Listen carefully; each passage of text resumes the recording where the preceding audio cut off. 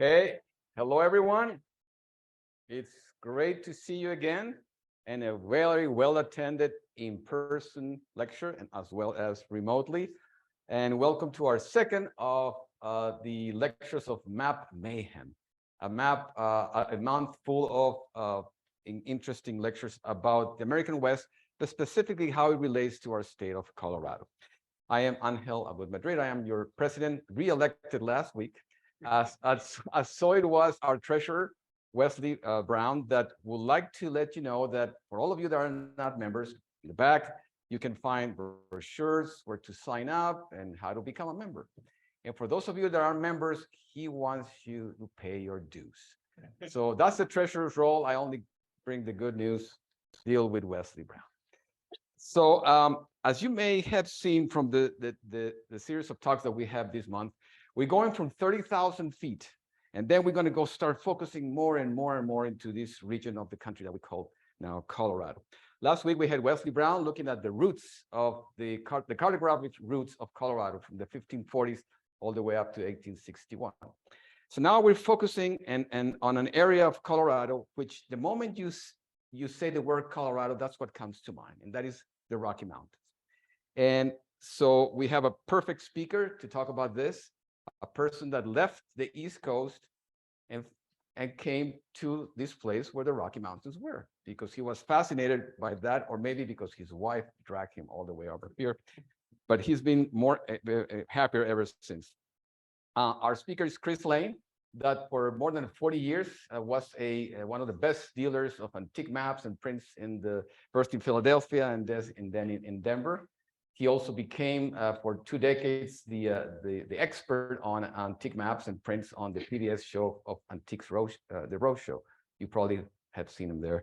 And he's now retired, happily retired, but more active than ever. Than ever. He's preparing like 3 or 4 lectures, and he's going to give in around the country. And so with that, Chris, welcome to the Rocky Mountain Map Society. And please unveil to us the continent's spine. Thank you all for coming tonight. And for those who are tuning in through Zoom, thank you for tuning in. The first thing I want to do is thank History Colorado for co-sponsoring our Map Mayhem. The Rocky Mountain Map Society has a really impressive number of scholars who are members, and we've highlighted that over the years by having a map month in May with 4 lectures. But with COVID and then the renovation of the Denver Public Library, where we used to hold the meetings, we haven't been able to hold map month for a number of years. So we are extremely grateful that History Colorado decided to co-sponsor this with us and allowed us to hold it in this wonderful facility here. So thank you very much. Sean, who is here, is the archivist and brought up some maps for us to see, and also Wes Brown's brought some maps. Next week, again, I'm going to briefly do this just to keep you in the loop. Next week, Stephen Hoffenberg is going to talk about maps related to the Treaty of Guadalupe Hidalgo and the relation of the border. And that treaty is one of the reasons we're doing this, because the treaty is here on display in History of Colorado through May 22nd. And this is a very rare, obviously unique, amazing document, very important for the history of the American Southwest. It's worth seeing. There's going to be a week gap, and after that, on May 30th, Tom Overton is going to be talking about maps of Denver, including the very rare first map of Denver, the only copy of which, actual copy of which the first one is here at History Colorado. Last week, we heard Wes Brown's terrific talk on the cartographic roots of Colorado. My topic today is on a much more limited subject. I am looking at just a single topographical feature, the Rocky Mountains, as shown on early maps, a subject not nearly as sweeping as Wes's talk. However, by focusing on a single subject, I think it becomes a good object lesson in how to study maps in conjunction with historic information, and how a study of maps in conjunction can help us get a look at how people of the past saw their world and how the nature of that world was slowly revealed to them over the years. In this lecture, we will see what the original beliefs were about the western part of North America, including preconceptions based on rumors, theoretical ideas, and wishful thinking. Then we can watch as these beliefs were changed through information gained from Native American reports and European explorations, though the information was often incorrectly interpreted. And then we'll finally see how the truth of physical reality came into focus. The specific topic of this exercise is, of course, the Rocky Mountains. This immense physical cordillera runs in a fairly continuous, over 3,000-mile line from the Liard River in British Columbia to the Jemez Mountains and Sangre de Cristo Mountains in New Mexico. Despite the fact that they form one of the largest physical features in North America, it wasn't until the middle of the 18th century that there was any real understanding that the continent had a mountainous spine, and then it wasn't until the beginning of the 19th century that the extent of this mountain range was finally understood. This map demonstrates that by the middle of the 16th century, Europeans had something of an idea of the shape of the east coast of North America and of the Gulf of Mexico. There's the East Coast and obviously the Gulf of Mexico. And that they had a reasonable concept of the width of the continent between the East Coast and the coast of Southern California. However, as they began their settlement and exploration of North America, the Spaniards, French, and English had no real idea of what lay in the vast lands to the north of New Spain and the west of New France and New England. In the 16th century, there were many theories about the interior of the continent, but none that came close to the reality.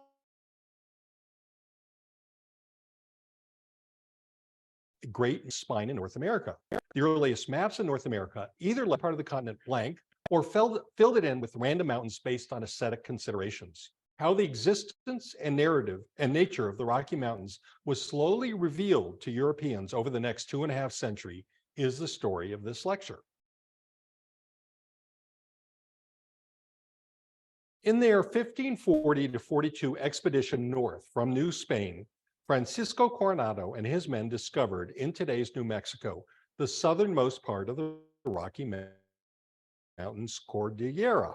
Based on reports of that expedition, the southern part of the Rockies first appeared on maps in the 16th century, though they were as often as not shown as a chain running east to west, and they never extended much further north than today's Santa Fe.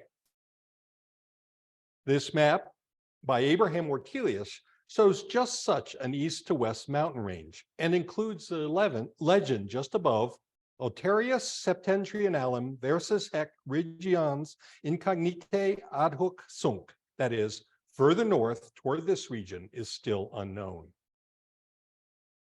It was precisely in this region, the northwest part of North America, which Europeans had not yet explored, and so had no idea that it contained a continuation of the mountains found in New Mexico.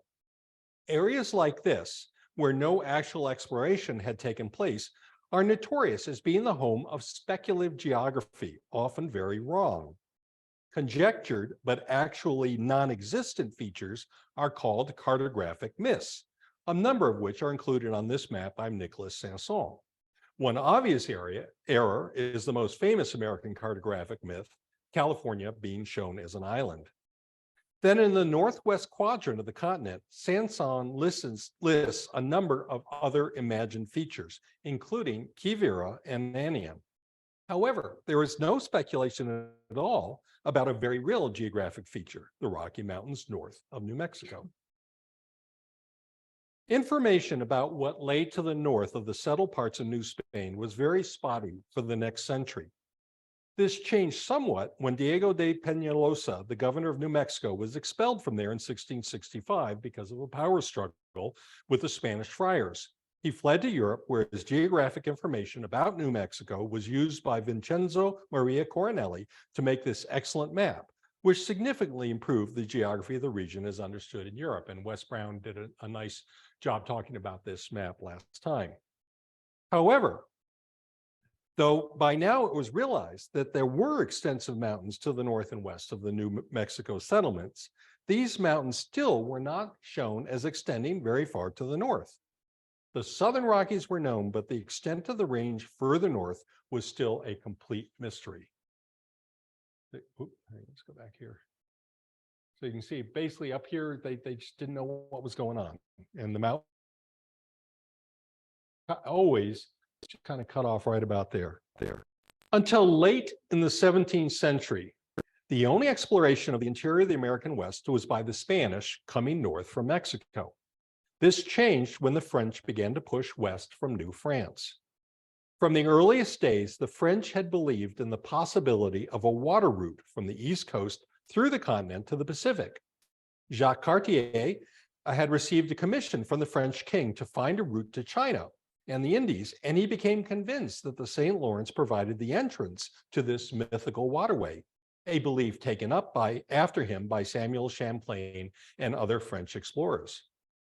As reported over a number of years in the Jesuit relations, the French began to hear tales from Native Americans of a large river not too far to the west of the Great Lakes, which flowed into what sounded like a saltwater sea.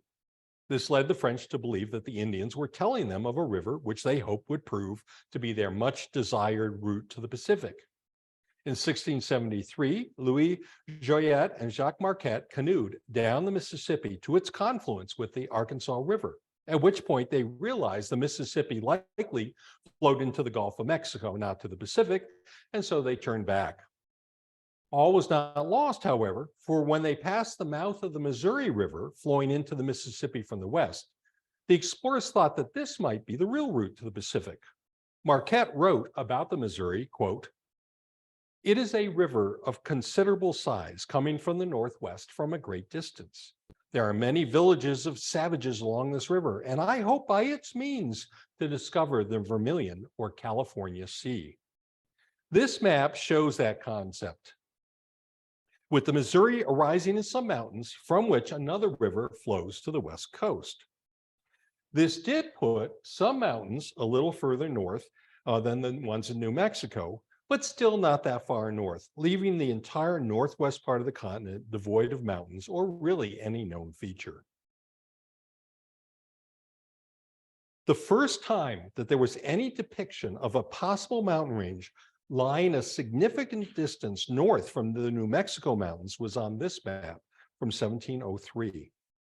This map shows information that Baron Louis de Lahontan said he had received from a group of Mozimlec Indians on his travels through the western parts of New France. Lahontan was an officer in the French military, and he wrote an account, Nouveaux Voyages, of his experiences, including a purported trip from the Great Lakes to the Mississippi and beyond in 1688. Lahontan claimed that he met these Mozimlec Indians along a river which flowed into the northern part of the Mississippi River. He wrote that they told him that this river, which Lahontan named the Long River, arose in some mountains well to the west, and then on the far side of those mountains lay another river where the Mozimlec lived and which flowed about 500 miles further west until it emptied into a salt lake of about 1,000 miles in circumference. On this map, you can see there's the upper Mississippi River, into which empties the River Long. At the head of that is a mountain range, you can see there. And on the far side is another river which flows to the west, and that's where the Mozimlec had their home. As Lahontan had traveled extensively in the western parts of New France and provided what he claimed to be a firsthand account of geographic features there, it is not surprising that his River Long and the accompanying mountains appeared on a number of subsequent maps, like this one from 1720. And Wes has brought another map that has the Lahontan information on it. You can see afterwards. This map shows how Lahontan's account led the cartographer to put some essentially north to south running mountains in somewhat the right place for the Rockies, though they were not connected to the New Mexican mountains further south. You can see there's a gap between the two. So the question is this mountain range, based on Lahontan's report, the first depiction of the northern Rocky Mountains? This is a controversial issue, as the geography reported by Lahontan does not really match reality. Lahontan knew of the Missouri River, but unlike how this map shows, there is no long river to the north of the Missouri that flows from the mountains to the Mississippi. Neither is there a river on the western slope of the Rockies, flowing 500 miles into a Great Salt Lake. While some historians think that Lahontan did get this information from the Muzimliks, others feel that Lahontan made up this particular part of his account. On the other hand, it is possible that these errors could simply be the result of Lahontan's misunderstanding of what the Muzimlik Indians told him. Throughout the colonial period, Europeans had many, quote, conversations with Native Americans. However, this communication was imperfect, and there was a lot of guesswork involved and assumptions that were made by the Europeans about what was being told to them. Certainly, there are rivers running into the Mississippi River from the Rockies. There is a mountain range well to the west of the Mississippi, and there are rivers running west from the mountain range, not to mention a Great Salt Lake. Now, it is obvious that some Western Native American tribes intimately knew the Rocky Mountains. They lived there. And certainly many tribes further east would have known to some extent about the mountains as well, either from trading trips to the west or by hearing about them from the more Western tribes. Europeans were constantly asking Native Americans they met about what lay further west, especially given their interest in trying to find a convenient way to get to the Pacific Ocean. So it is not surprising that the earliest reports of the Rocky Mountain came to Europeans by way of Indian reports. As early as 1716, Indians on the Hudson Bay told James Knight, governor of the Hudson Bay Company's territories, that there was a mountain range so high that, quote, they cannot see the tops without it being clear weather. In 1721, Pierre Charlevoix wrote that he had heard from a woman of the Missouri tribe that the Missouri River arises from, quote, very high and bare mountains. However, Charlevoix thought those mountains were part of the New Mexico Rockies, not a range further to the north. Given the fact that there must have been some tales of the Rocky Mountains being told by various Native Americans, it certainly seems possible to me that Lahontan was relating, with inevitable misunderstandings, information that was passed on to him about the Rockies. If that is so, then Lahontan's would indeed be the first representation of the northern Rocky Mountains north of New Spain. Information based on another early Native American report, which probably referred to the Rocky Mountains, was included in some maps drawn by a Cree Indian named Oshkosh in 1728. Oshkosh's maps showed his understanding of the complex river and lake system to the north and west of Lake Superior. On the far west of Oshkosh's maps were shown the, quote, mountains of the bright stones, likely reflecting to some extent information about the Rockies. Oshkosh's manuscript maps were copied by a French trapper, Pierre Gauthier de la Varennes, Le Sieur de Verendrye, and these copies were sent to France, where the information made its way onto a number of printed maps, including the 1755 map by Jacques-Nicolas Belin. Well to the west of Lake Superior are shown the mountains, the Shining Stone Mountains, according to reports of the Indians.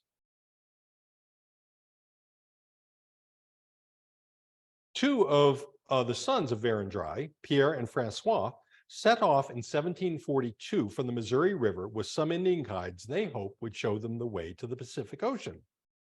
On January 1st, 1743, they spotted some mountains to the west, from the top of which their guides assured them they could see the sea they were seeking. After 12 days' march, they reached the mountains, which they commented, quote, were well wooded with timber of every kind and appear very high. The Verendryes believed that these were Oshkosh's Shining Stone Mountains. Now, there is a great deal of debate over whether what the Verendryes saw were the Black Hills of South Dakota or possibly the Bighorn Mountains of Wyoming, which are part of the Rocky Mountain chain. If they did spy the Rockies, they are the first Europeans known to have done so north of New Mexico. Whether they did or not, certainly by the middle of the 18th century, Europeans had seen the Rockies well north of the New Mexico mountains. A French expedition was sent out from Montreal in 1750 in order to find the Western Sea, and a group from this expedition, under Joseph Boucher de Niverville, established a short-lived fort somewhere in the Canadian West. The official report of this expedition stated that they had traveled as far as the Montagne de Roche, that is, Rocky Mountains. Then in 1754 to 55, an English employee of the Hudson Bay Company, Anthony Henday, spent a winter with a party of Crees in the area north of Calgary, a spot thought to be well within sight of the Rockies. And also about the same time, French trappers had pretty much penetrated the entire Trans-Mississippi West, ascending most rivers looking for beavers, and certainly made it as far as the Rockies. However, the belief in and fervent hope for a waterway from the Great Lakes to the Pacific was so strong that a gap was always left between the mountains to lie to the west of the Great Lakes and the mountains in New Spain, something clearly shown on this map. The concept that there was a continuous mountain range running all the way from New Spain to Western Canada had not yet dawned in the minds of most Europeans. It wasn't until the 1770s, as a result of British explorations, that the notion of a mountainous continental spine made its first appearance. While it was initially the French who sought a water route from the Pacific to the Pacific from the Great Lakes, the British triumph in the French and Indian War turned that search into a British one. Major Robert Rogers argued that there was an overland route from the Great Lakes toward the head of the Mississippi and thence down a river, quote, called by the Indians Oregon, which flowed to the Pacific. That was the first mention of Oregon, as it happens. Rogers' subordinate, Jonathan Carver, was sent out in 1766 to 67 to find this route, but Carver made it only as far as the western shore of Lake Superior. In his report, however, Carver stated that he had heard from the Indians that there was a height of land where the foremost capital rivers of the continent of North America have their sources in the same neighborhood. By this, he meant that the St. Lawrence, the Mississippi, the Nelson River, and a river of the West all arose in a small area to the west of the Great Lakes. Oops, what do I do now? That's good. Oh, there we go. Okay, that's better. Sorry. This map by Carver shows that height of land, where the four major continental river systems flowing in the four cardinal directions all have their sources. This includes the Red River, which flows north into Lake Winnipeg, from which flows the Nelson River, a river flowing east into Lake Superior, which is the source of the St. Lawrence, two rivers flowing south, the Missouri and the Mississippi, and finally, a river of the West flowing all the way to the Pacific.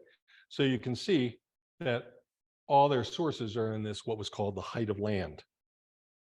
Carver also included the mountains of the Bright Stones from Oshegosh, as well as a number of other scattered mountains, while still leaving open the possibility of a waterway to the west, something which his mentor, Major Robert Rogers, fervently hoped for.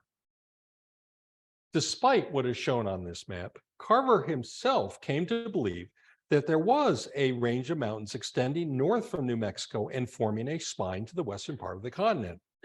As he wrote, quote, that range of mountains that begin in Mexico and continue on the back or the east of California separate the waters of those numerous rivers that flow either into the Gulf of Mexico or the Gulf of California. These mountains, from thence continuing their course still northward between the sources of the Mississippi and the rivers that run into the South Sea, they appear to end in about 47 or 48 degrees of north latitude. He went on to say, quote, this extraordinary range of mountains is calculated to be more than 3,000 miles in length without any very considerable intervals, which I believe surpasses anything of the kind in the other quarters of the globe. Interestingly, the length of the Rocky Mountains is actually about 3,000 miles long, but Carver was well overestimating the distance from its southern end to the 47th or 48th parallel where he thought it ended. That distance is actually more like 1,800 miles. In the 1770s and 1780s, British traders from the Hudson Bay Company, such as Samuel Hearne and James Gaddy, and from the Northwest Company, such as Peter Pond and Alexander Mackenzie, continued to explore westward from northern Canada. Soon it became obvious to the British that there was an extensive mountain range running from north to south in the northwestern part of the continent. For instance, explorer Samuel Hearn wrote, quote, "I have seen several Indians who have been so far west as to cross the top of that immense chain of mountains which run from north to south of the continent of America." Still, the British were not clear about how that mountain range, the one that was sort of in the western part of Canada, connected with the range coming north from New Mexico. There was still a tendency to leave a gap between these ranges because of the lingering belief in some sort of water route between the Great Lakes and the Pacific. So you can see they've got the New Mexico mountains here, and then they've got talking about up in Canada, but they still they're not sure what's going on there. However, about this time, others became to accept that these two mountain systems were in fact connected. In 1785, Peter Pond produced a manuscript map for the US Congress based on his own explorations and conversations with Indians. This slide is of a copy of a manuscript copy of in the Hudson Bay records of that original map given to Congress. Pond's map shows a single range of mountains running from the Arctic all the way south to just west of Santa Fe. The mountains are labeled, quote, "called by the natives Stony Mountains." This may be the first use of that name, Stony Mountains, which became the standard British name for the range for the rest of the century. Towards the end of the century, further explorations by the British and reports from fur traders and Native Americans led to the general acceptance that the Missouri River and its tributary, the Platte, arose in mountains to the west that would link the range known in Canada with the range known for centuries in New Mexico. In 1794, Jean-Baptiste Trudeau was sent out by the Spanish to look into the commercial possibilities of the upper Missouri and to determine the best routes and distances to the Rocky Mountains, quote, which were located west of the Missouri. Trudeau reported back that it was a common belief among the Indians of the northern plains that the Missouri came, quote, "from the great mountains of rock, which they say cross from to the north to the south, this vast country unknown to civilized nations." At about the same time, a Frenchman named Georges Victor Collot visited St. Louis and traveled up the Missouri as far as the Osage River. Collot is quite an interesting character. His visit was actually part of a spying trip for the French government. Collot talked to Trudeau as well as Native Americans, and in St. Louis was able to examine a manuscript map drawn by the Surveyor General of Spanish Louisiana, Antoine Pierre Soulard. Soulard's map, like the map by Peter Pond, which we just saw, showed a continuous mountain range across the west. Subsequently, in 1796, Collot prepared the map shown here of the lands west of the Great Lakes and the Missouri River based on all his various sources. Though it wasn't printed until 1804 and wasn't actually published until later in the 19th century, it does represent the best understanding of the region at the time. On the topic of the Rocky Mountains, Collot wrote, quote, "It is highly probable from the reports of the indigenous nations and the structure of this part of the continent that the Missouri flows from the chain of mountains called by Mackenzie Stony Mountains and by the Indians Yellow Mountains, and which are only a prolongation of the Cordilleras, that is, the mountains of New Mexico." That concept is shown very clearly on this map. And by the way, the West did bring in an original copy of this map in the back. You can see afterwards.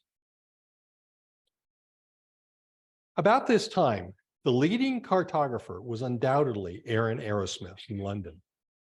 In 1795, Arrowsmith published a map exhibiting all the new discoveries of the interior parts of North America. This map focuses on Canada and includes information Arrowsmith got from both the Northwest Company and Hudson Bay Company, the latter for which he was essentially unofficial cartographer. Arrowsmith clearly shows a continuous mountain range in Western Canada. But as the map is limited to British America, no information is given as to what happens to this range south of the 50th parallel.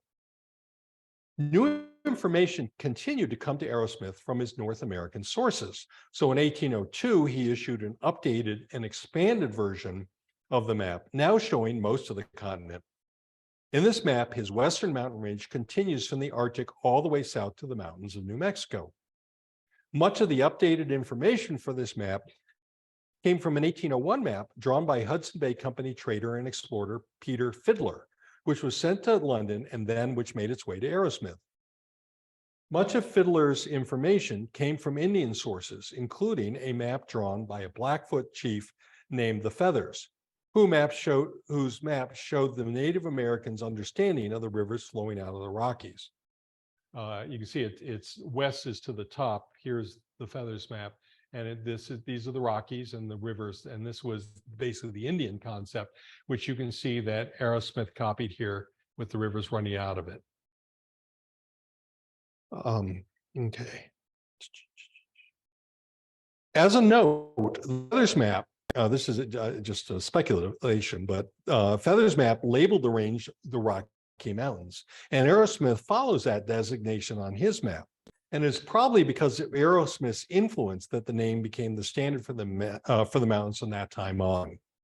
That's pure speculation, but seems to make sense to me. With the Louisiana Purchase of 1803, the United States acquired all of North America south of Canada and up to the crest of the Rocky Mountains. This made it imperative as much as possible to learn as much as possible about the Rocky Mountains and what lay on the other side, with, as always, the hope of discovering a practical way to get the Pacific Ocean. Toward that end, in 1804, Thomas Jefferson sent off an expedition under Meriwether Lewis and William Clark to explore the new lands. As Arrowsmith's 1802 map was the best map of the continent available at the time, it was not surprising that Jefferson purchased a copy to use in planning the expedition. From this map, it certainly looked quite plausible that Lewis and Clark could simply head up the Missouri River, then after a short portage, find a river flowing west to the Pacific Ocean. Of course, Lewis and Clark found that the Rockies were not nearly so simple or narrow as Arrowsmith depicted, as is clearly demonstrated by this map showing the results of their exploration. In 1814, after Arrowsmith received information from the Lewis and Clark expedition, he again updated his map. On this version, the mapping done by Lewis and Clark was incorporated, and further south it included information from the expedition of Zebulon Pike, who had explored across the Great Plains to the Rockies, south of the Lewis and Clark route. So up in here, it's got the Lewis and Clark information, and down in here, it's getting the Zebulon Pike information. With this map, we can say that the basic shape of the Rocky Mountains had finally come into focus. The Rockies are shown as a great mountainous spine running from the southern part of North America to near the Arctic. Of course, what lay to the west of the Central Rockies was still unknown, as can be seen by the essentially blank area that Arrowsmith leaves there. This is essentially the Great Basin. The Great Basin remained a relatively unknown area for many years afterwards, but by the second decade of the 19th century, the basic character of the Rocky Mountains was understood, and it had finally become a well-established feature of the geography of North America. Looking back, it may seem remarkable that such a massive and obvious physical feature can have taken so long to find its way to being correctly shown on maps. However, if one takes into account the theories that explorers took with them when they set out, the physical difficulties of the explorations, and the inevitable imperfections in interpreting data gathered, it really is not that surprising. And the story of how this all transpired is really quite interesting. Thank you.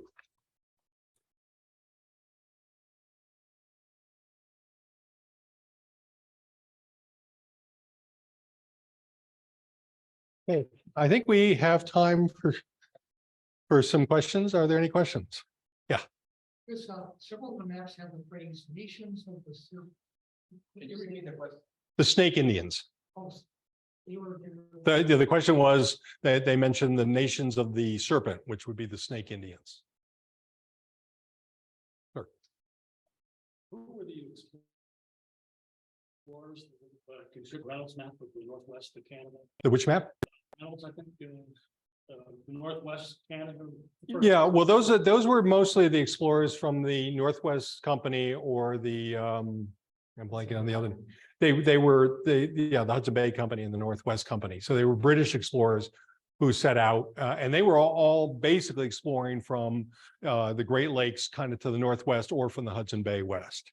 And that's why that came into focus much sooner than it was at this middle area of the Missouri River that's basically from Canada down to New Mexico. That was kind of the fuzzy area for a long time. And you said that the Indians contributed to one of the maps that you had there, but they didn't have any writing. So was that? Well, actually they did have writing, but they did draw some maps. Yeah. And they were, oh yeah, the question was that how did the Indians contribute to this? I mean, they would give them paper to draw on. And these maps, I mean, there was the one by Oshigosh who did a number of them. And then there was the one by Feathers, which came later, which showed that river system, which Aerosmith, and he took it directly. I mean, if you look at it, it basically directly came from the Indian map. So these are known cases. Of course, a lot of the information came from the Indians, but it was misinterpreted. But where they actually drew the maps. Now, it's an interesting question because the whole notion of cartography and drawing maps is one that comes out of the European tradition, and the Indians probably didn't have that. And so how they interpreted and how they took their information and turned it into a cartographic document is an interesting, question of how that happened. So I'm wondering if there's evidence of when the Rocky Mountains are seen in New Mexico, is there a progression of that sort of pushing north over time? And then what? Not really, as there was the map that Wes talked about of the explorations where they went west, but that was actually in the 18th century. So they didn't really go north. And that was the first Spanish. What was the date of the Escalante? 1780s. Yeah, 75, 76. So it was very late that the Spanish actually were heading north. And that map didn't make it out until Humboldt, as Wes talked. So, I mean, that sort of information didn't come. It was really the French initially, and then the British that coming from the east. Because I mean, people weren't going from California across the Sierra. So the whole Great Basin was the last area was now the United States that was explored. Are there any remnants of Native American maps that you I- have ever seen? Are there any remnants of Native American maps? I really don't know. I don't know whether any of the original documents, I mean, a lot of these were like Feathers map and Oshkosh's map were sent to Europe. I don't believe the originals. Do you know, Wes? Oh, please. About 15 years ago, the International Map Collectors Society had a conference here in Denver. Denver was the host of this worldwide society. And the idea was that we would, with the Denver Art Museum, host a special exhibit of Native American maps. So we did a lot of research. And there are about 15 maps around the world. And as Chris said, absolutely correct. Almost all of them are back in European institutions. Dutch, the English, the French, the Spanish, but there were about 15 different maps that were on hides and things like this that were the Denver Art Museum was working on exchanging and all the complexities for several years. And then unfortunately, the whole thing got, their whole exhibit got canceled because they decided to redo the building. They canceled about 5 or 6 different exhibits, which would be nice. But so there are about 15 of these throughout the world, most of which are in Europe, not the United States. Are any of them? So the answer for those who may not have heard is that there are about 15 of them, most of them in Europe. Have any of them been illustrated? Is there any kind of reference on these? What is that? Just journals and. One of them in one book and few in the other. Okay. Actually, birch bark Yeah. as well. Yeah, it's survived. Louis DeBorsey, I think in 2006 at that same conference, did a talk on that. We have that on video. Did a talk on Native American maps. Okay, so and that would be on the Rocky Mountain Map Society website? No, It's on DVD of the cross concept. Oh, okay. Conference from 2006. Which could be purchased from us, right? Could be on our own. What's that, the link to purchase, you can went down to Santa Fe.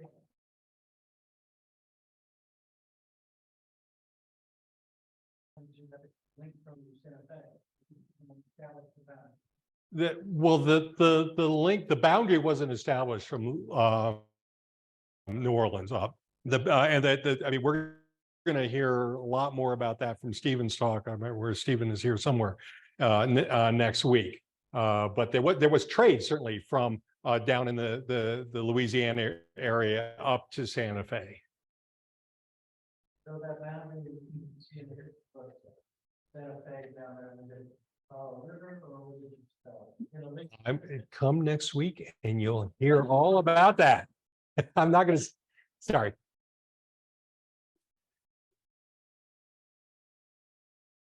Canada or?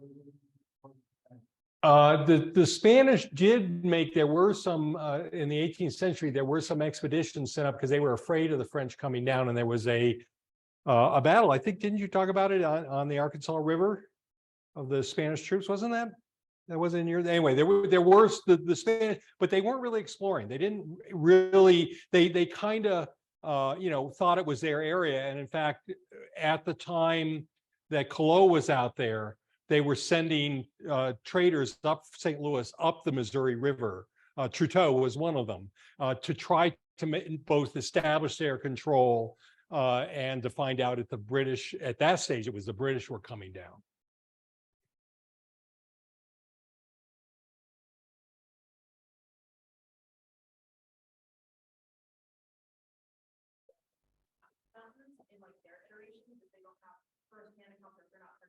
Well, I mean, it's always an interesting thing what they choose to accept. And that's why the things like La Hontan, he was somebody who went there firsthand. I mean, the cartographers who were drawing these maps were not the explorers generally.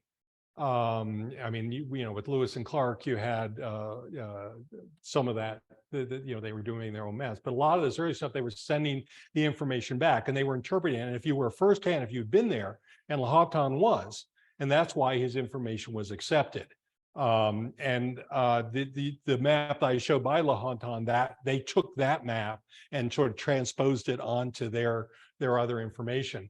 Earlier, a lot of what the cartographers did was just kind of like they fill in spaces with something that looked good, put a buffalo up there, or, and actually if you look at the history of North America, there are a huge number of maps in the early 18th century where the northwest part of the continent is the perfect place to put a cartouche, because they had no idea it was going there. And they got this map, oh, we want a cartouche, let's put a pretty cartouche there. And then nobody's going to ask what's there. So there are a lot of maps that have a cartouche in that spot.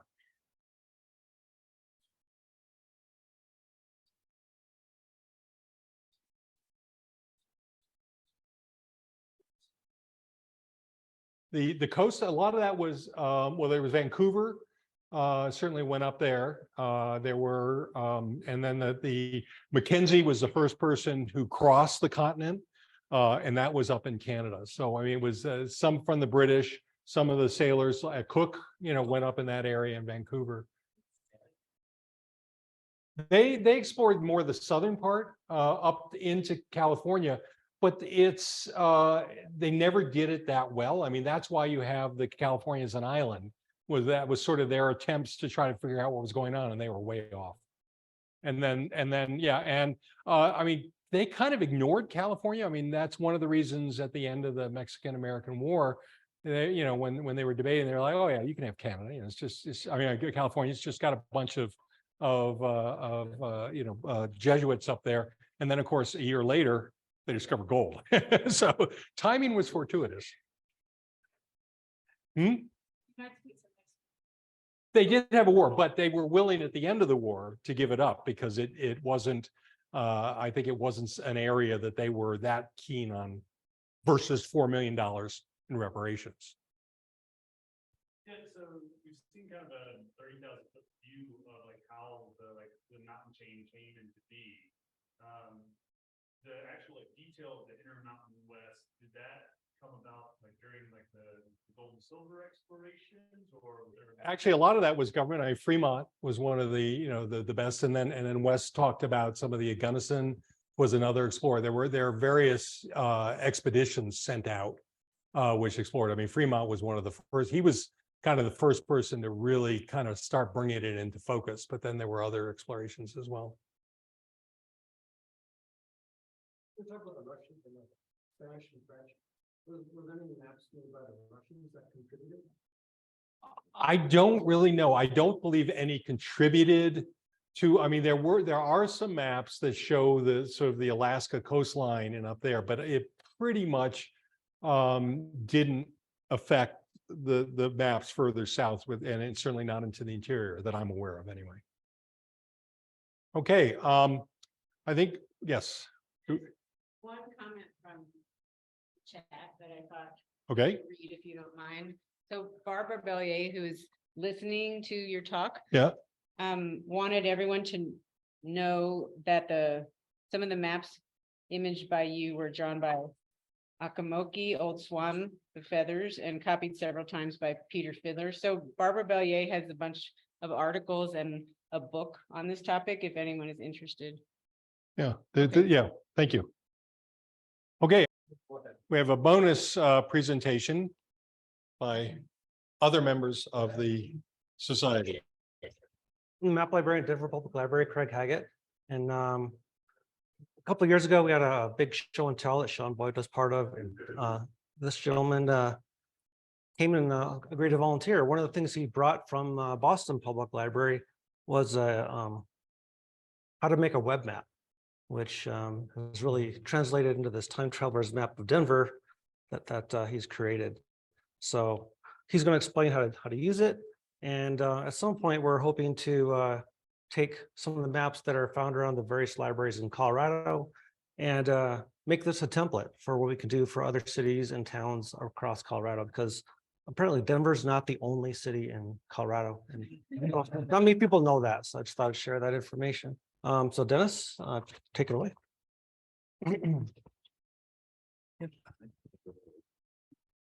Well, I have to do this, Okay. so I'll attempt to be heard.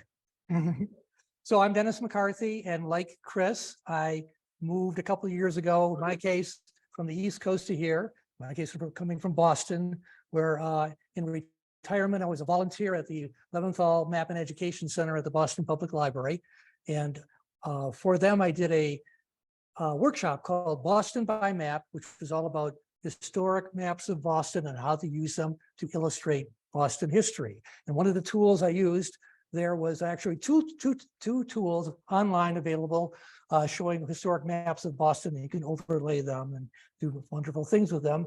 And I got to Denver and I hooked up with Craig, became a volunteer with Western History at the Denver Public Library and asked, well, where's the online tool? And there wasn't one. So this is my attempt to fill a gap, and hopefully you'll find it entertaining and maybe useful. So there's a link to this page on the Rocky Mountain Map Society's website on the page for this event. And when you open it up, what you see by default is two maps side by side. The one on the left is an 1878 map of Denver. The one on the right is a current map. Now you can zoom and you can navigate with this map the same way you would on Google Maps. So I'm going to pan and zoom and make my way to Union Station. So you drag, it hits the plus sign if you want to zoom in. And so here we are, Union Station on the left. Now you can compare these maps in two ways. One is to take this slider and move it across. The left map is over the right map. And there was no Union Station in 1878, as you probably know. What we'll do is we'll switch to the next latest map we have here, the 1887 Robinson Atlas. And when I do that, there is Union Depot, as it was called in 1881 when it opened. Now, it's got a very different footprint, you may have noticed, than the one we saw for the current Union Station, which comes way out towards Wynkoop Street. This one doesn't. That happened in 1914 when they removed the original center and put in what's there today. So let's take a peek at a after 1914 map. In this case, we'll use not a map, but an aerial. And here is what Union Depot looked like after the expansion. You can see you've got this big knob right here sticking out. So if you look at the bottom here, I've got two controls, one for which you can select the map on the left, another control where you can select the map on the right. We've got about one per decade right now, and we'll be working to expand that. And if you have any ideas about what map you'd like to see in here, please let us know. Next to each map, there's a little information icon, and if you click on that, it will take you to the web page for that map at the DPL or wherever it came from. So here's the Robinson Atlas set of pages. Let's go back to the time traveler's map. The other thing is, did I show you, I did the opacity, right? I hope. There's two ways to compare the map on top and the map underneath. One is to use this slider, but some people prefer to have things fade in and out. So we've got a little opacity control down here, and you can fade out the map on the left and then fade it back in. And the last thing I wanted to show on this is, once you've navigated like this, you've got the perfect view of Union Station or whatever feature you're interested in. You might want to share it with your friends. And there's a little share button down here, and you won't see it at home, but when I click on this, it'll attempt to open up. That didn't work on this computer. It will open up your mail client and have a big long URL. You can copy in, you can send that via email or paste that into a posting on whatever social media you use, and the recipient can then paste it into the address bar on their browser, and they'll be brought directly to this view with these two maps at this zoom level centered at this spot. So basically that's it. Hope our goal is Craig was saying was that next year we can come to Map Month and have a whole hour time slot on our own to tell people how you can build a time traveler's map of your city, wherever that may be. Now, if we have a couple more minutes, I'll give you a sneak preview of our next project, which is a little bit different. When I was talking to Wes about this early on, he kept telling me I needed to get bird's eyes involved because they're just such a useful way of looking at things. So this is more experimental. This is called the bird's eye view of Denver history. What we've got here is a list of bird's eyes that you can choose from. And then once you've selected a bird's eye, a list of features. So I'm going to go with this feature down by the river here, the Holly Waterworks, and what will happen when you pick a feature is the bird's eye on the upper left will pan and zoom to there. The map on the upper right, in this case, in 1872 Thayer, so we have a matching map from the same time, will take you to the same place. And on the lower left, you get a paragraph of text about this feature. And on the lower right, you get a historical image. Let's actually switch to another one and show Union Station. So we have to go to past 1881. It's called Union Depot back then. But there it is on the 1882 flat bird's eye, and on the right hand map, and here's the text describing it and the image on the bottom. We have two credits here. The text comes from the Colorado Encyclopedia. So the link will take you to that page, and the map comes from the image, excuse me, comes from the Denver Public Library, and that link will take you to the page on the DPL website with the image. So one last thing. Two things actually about this.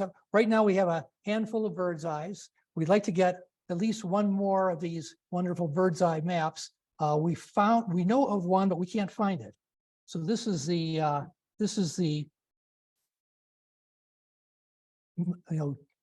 child on photo on a milk carton that we used to have when I was younger. Whoops, bird's eye on, I can't spell. Sorry about that.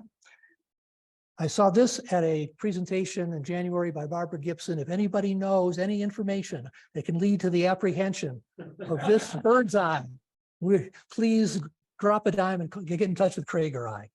And now the other thing we'd like to do is extend this further into the 20th century. And so what we're thinking about doing, and maybe you've got some ideas about this, is using some of the aerial photography from the 1920s through the 1970s. It's taken at an oblique angle, so it looks like a bird's eye map, and add that and the features from later in the 20th century. So there you are. Thank you very much for your attention.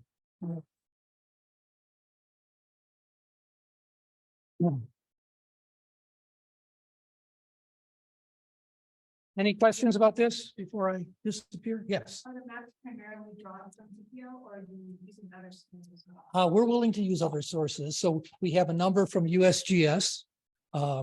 And what we have the Jasper King.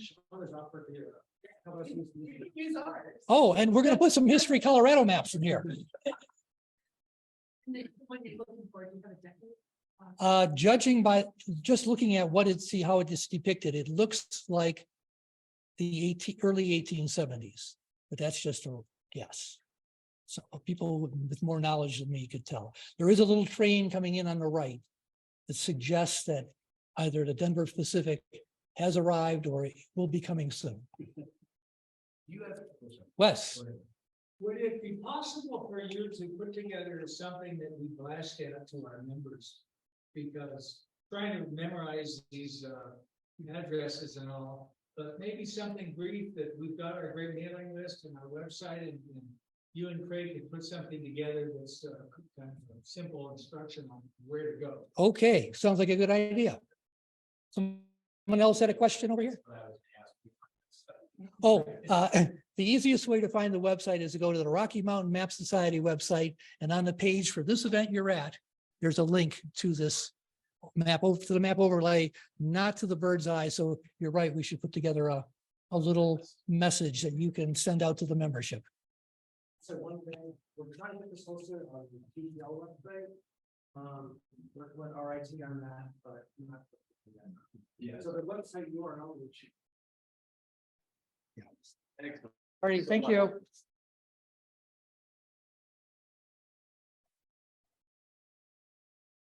Fascinating what you can do with modern technology. Thank you all. We'll see you next week for Stephen's presentation. Bye.